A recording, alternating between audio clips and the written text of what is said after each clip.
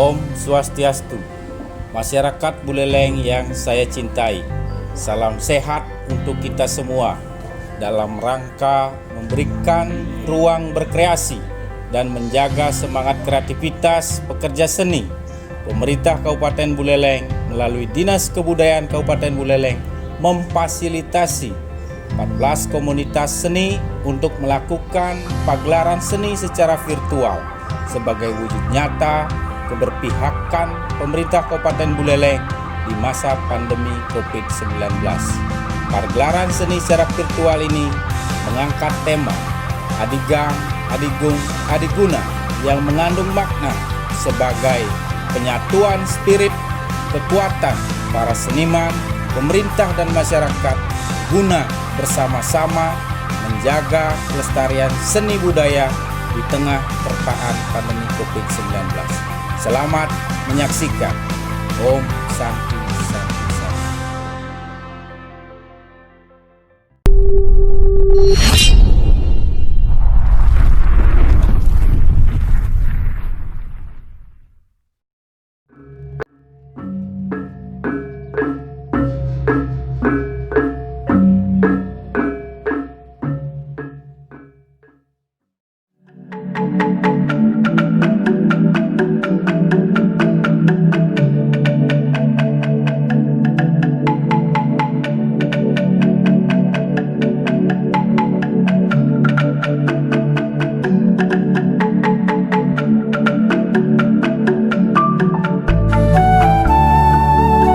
Bali merupakan salah satu pulau kecil yang terkenal akan keindahan alam, budaya, serta keseniannya yang berkembang sangat pesat sehingga menjadi salah satu ikon pariwisata di Indonesia.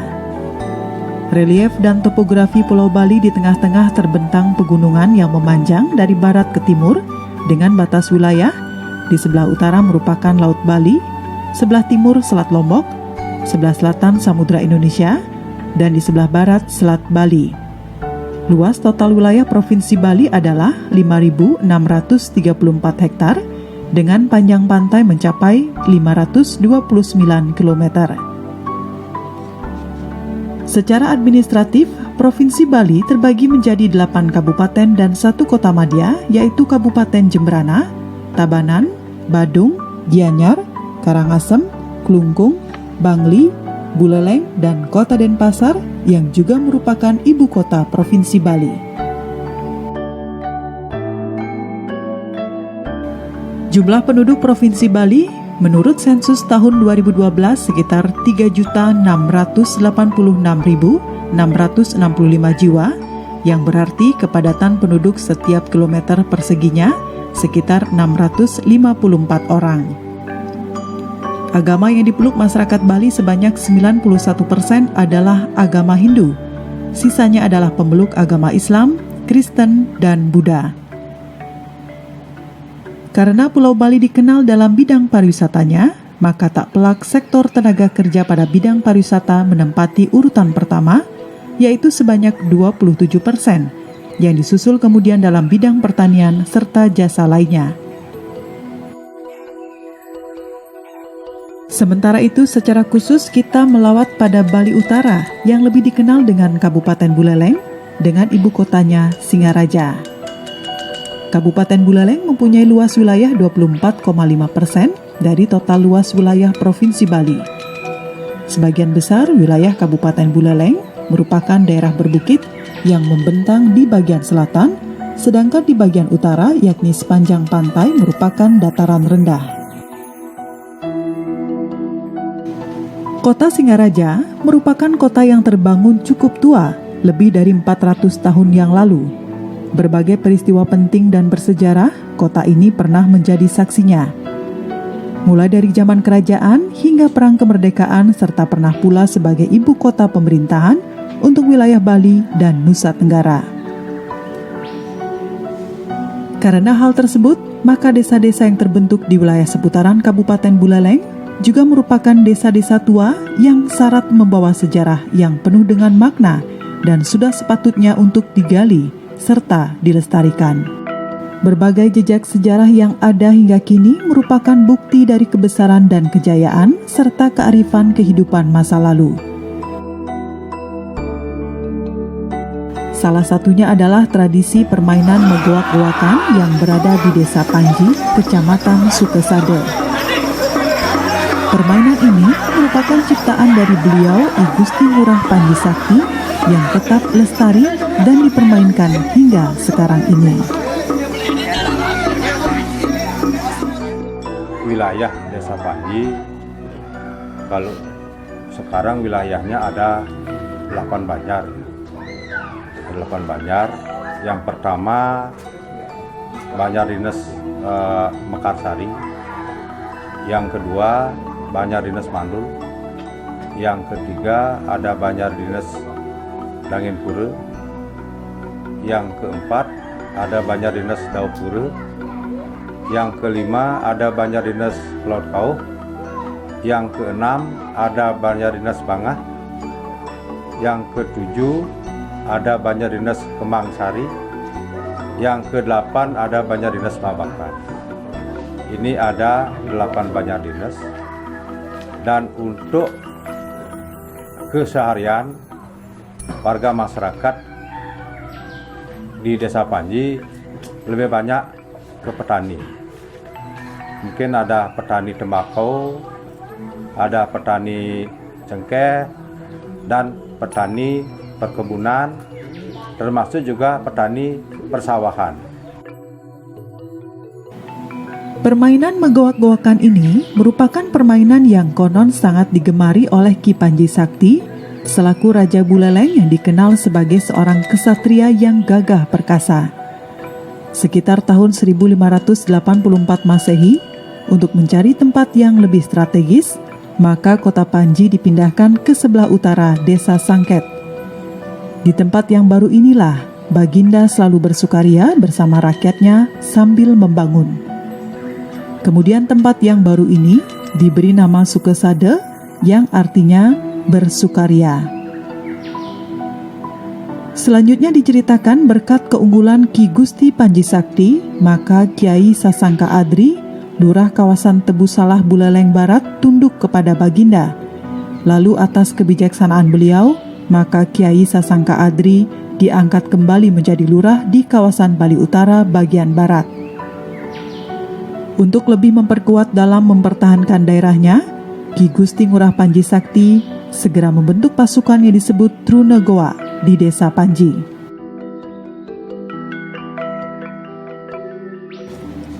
Pasukan ini dibentuk dengan jalan memperpolitik seni permainan burung gagak yang dalam bahasa Bali disebut megoak-goakan. Dari permainan ini, akhirnya terbentuk pasukan Trunegoa yang berjumlah 2.000 orang, yang terdiri dari para pemuda perwira berbadan tegap, tangkas, serta memiliki moral yang tinggi, di bawah pimpinan perang yang bernama Ki Gusti Tamblang Sampun, dan diwakili Ki Gusti Made Batan. Setelah daerah-daerah sekitar sini di Buleleng semua hampir dikuasai. Nah, sekarang yang belum dikuasai itu Blangbangan.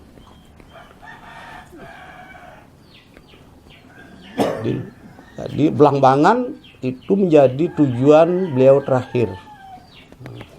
Karena beliau tahu bahwa Blangbangan itu kuat. Untuk memotivasi prajurit beliau, suatu ketika di tempat ini juga pada suatu hari dilaksanakanlah permainan megoak-goakan.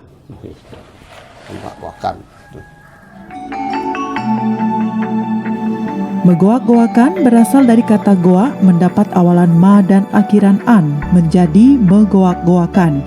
Goa artinya burung, jadi permainan di dalamnya menyisipkan tokoh burung gagak atau goa. Asal permainan ini adalah dari Desa Panji, Kabupaten Buleleng, yang saat ini selalu ditampilkan saat ngembak geni.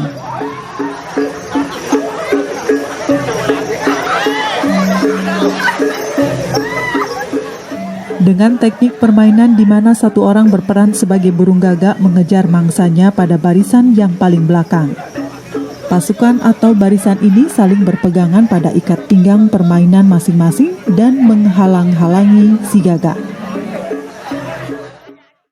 ketika beliau sedang jalan-jalan, dilihatlah sekumpulan burung gagak, goak, dangdang gitu namanya, itu saling mengejar begitu. Terinspirasilah beliau untuk membuat permainan menggoak-goakan.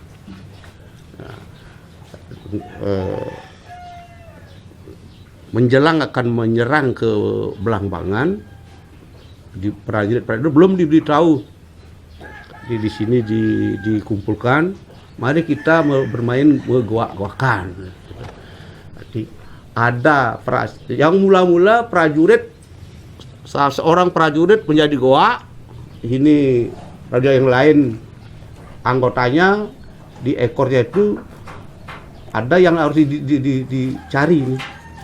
Jadi prajurit jadi goak, yang satu harus ditangkap ini.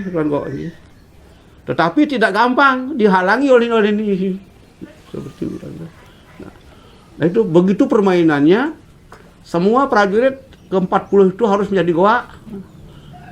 Setiap dapat menangkap ekor itu, diminta, goak kamu apa keinginanmu saya dapat. Saya minta keris, kan keris. Lalu yang lainnya ganti goaknya sekarang. Setelah dapat menangkap ekornya lagi yang prajurit yang lain, apa kemauanmu? Saya minta cincin. Yang lain saya minta makanan, saya minta baju, dan apapun diminta oleh prajurit yang bisa menangkap ekor, diberilah hadiah, motivasi nih.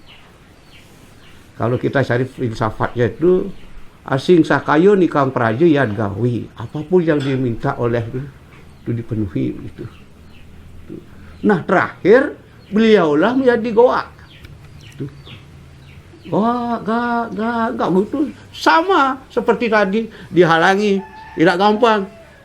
Nah, ceritanya setelah beliau dapat menangkap ekornya, goak, apa permintaanmu? Beliau lama terdiam. Nah akhirnya beliau menjawab, aku mau menyerang Belambangan. Karena ini siap itu. Itulah. Jadi untuk menyerang Belambangan itu, setelah tadi semua prajurit itu dapat hadiah, lalu beliau minta hadiah sekarang. Hadiah beliau menyerang Belambangan. Itu ceritanya.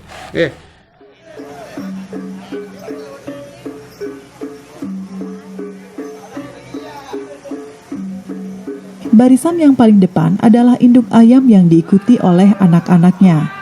Dalam pelaksanaannya, permainan ini kadang-kadang diiringi dengan gamelan Bali Ganjur, juga nyanyian sehingga suasananya menjadi lebih riuh dan semarak. Di tempat lain, menggoak-goakan ada yang menyebut alih cang uri, artinya cari saya di belakang. Di wilayah Buleleng Timur menyebut mekacang-kacangan, di Karangasem mekawang-kawangan. Kata kawang bermakna burung elang dan ada juga menyebut ular naga. Walaupun namanya berbeda-beda, namun esensi teknik bermainnya sama. Tokoh goak adalah tokoh sentral yang mencari musuhnya. Permainan tradisi menggoak-goakan di Desa Panji disebut goak kacang. Goak kacang sama dengan goak bunga sebangsa gagak kecil. Permainan ini selalu dilakukan sampai kini sewaktu hari Ngembak Geni, yaitu sehari setelah perayaan Hari Raya Nyepi.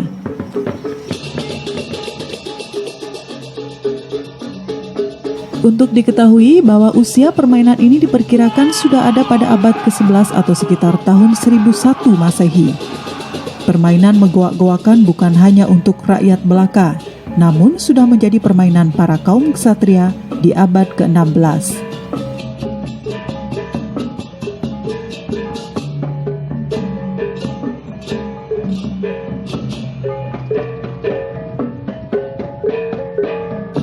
Kembali lagi, sebenarnya permainan menggoak-goakan sudah ada oleh rakyat, jadi beliau mengadopsi lagi untuk memotivasi prajuritnya.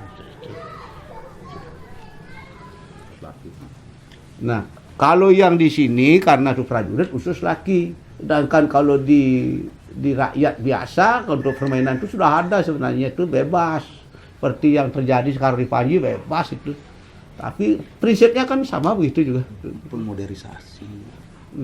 Nah, sedangkan yang untuk pertunjukan, apakah untuk pesta seni, sudah dimodifikasi gitu. Dalam hal ini, kita ingin menjelaskan bahwa makna dari megwak-gwakan dan filosofi dari sejarah megwak-gwakan itu sangat penting diketahui halayak. Yang pertama adalah megwak-gwakan adalah tradisi budaya dari desa kami, desa Panji.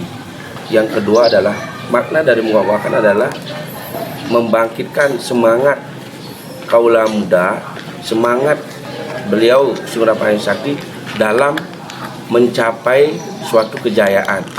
Jadi penting halnya bagi generasi muda agar memaknai itu, karena megwak-gwakan ini sakral.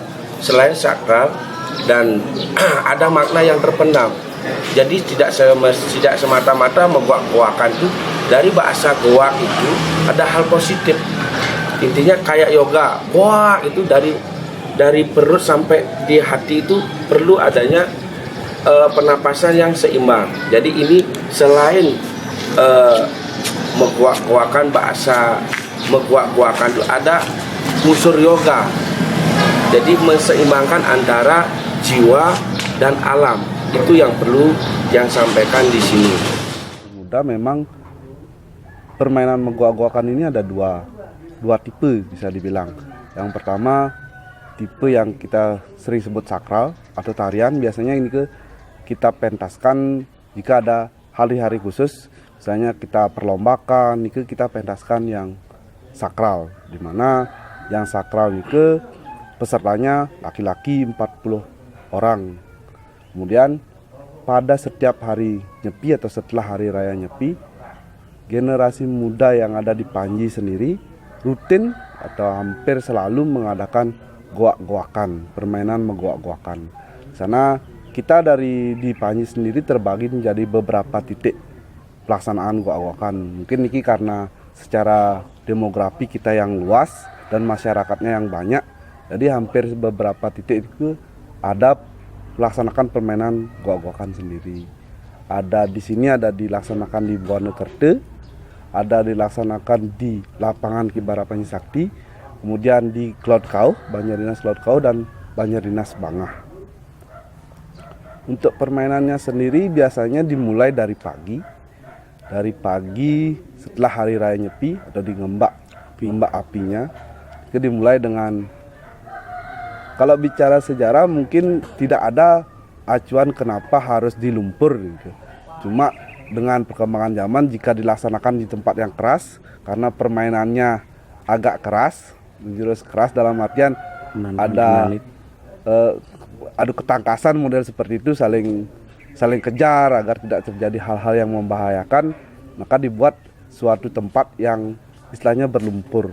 Jadi jika ada hal-hal yang di luar kendali, misalnya ada pemain yang terlempar, tidak menyebabkan luka yang serius seperti itu.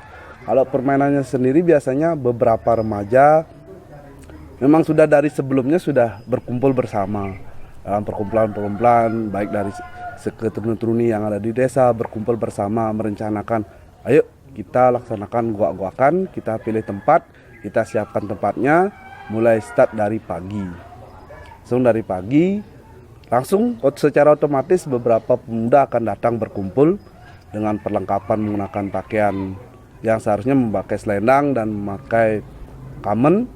Terus setelah itu lalu dimulai, lalu siapa yang langsung menjadi goaknya, siapa yang menjadi ularnya dalam hal ini. Dan itu tidak ada aturan khusus, cuma memang karena kita sebagai generasi muda sudah tahu seperti itu, sudah mendarah daging, sudah hal yang sudah biasa kita lakukan, langsung otomatis mengambil tugas-tugas tersebut. Kemudian dilanjutkan dengan yang menjadi goak berusaha mengejar ekornya, kemudian biasanya ini yang setelah selesai mengejar ekor, kita lanjut ke mengajak penonton. Biasanya ada penonton wanita ataupun yang lain. Untuk mengajak penonton itu kita istilahnya mulai ngejuk. Lalu ngejuk mengajak penonton untuk ikut bermain, merasakan sensasi menggok-gokan. Menggok-gokan itu makna spiritualnya pasti ada ya. Makna sportivitas dan makna persatuan itu 3 makna ini. Pengalaman kami dari pemuda melaksanakan kegiatan goak-goakan, sebelumnya kami ingin menyampaikan sebelum melaksanakan permainan goak-goakan, kita memang terlebih dahulu tangkil ke Pura Pejenengan. Istilahnya memohon izin agar pelaksanaan goak-goakan tersebut direstui oleh beliau dan diberi keselamatan dalam melaksanakannya.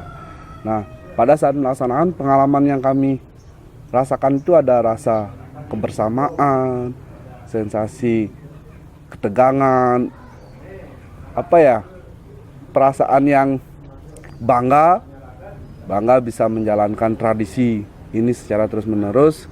Kemudian ada tantangannya ketika kita mendapatkan tugas atau ditunjuk sebagai goak, bagaimana usaha kita untuk mendapatkan ekor goak itu rasanya bertempur dengan teman-teman, istilahnya dengan ularnya untuk berjuang mendapatkan adrenalin.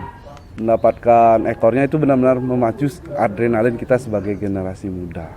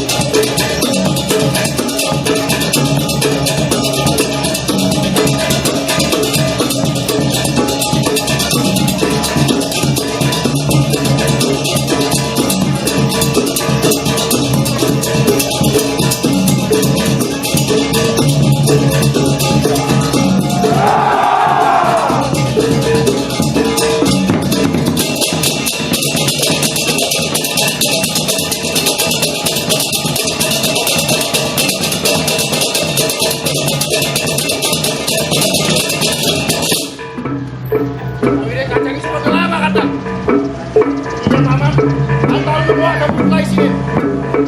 Dicari saya ke.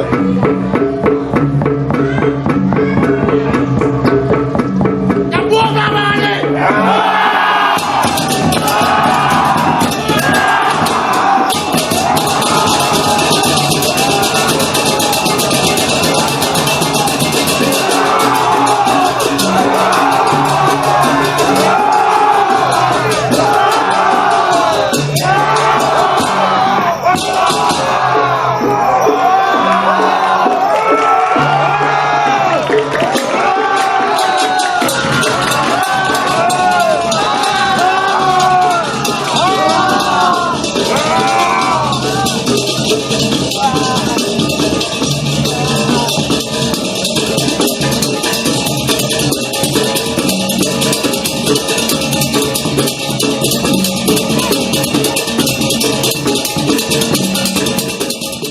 Generasi muda salah satunya karena ini terjadi setiap tahun sekali menjadi tradisi kami di Desa Panji, yaitu tradisi Mogak-Gowakan.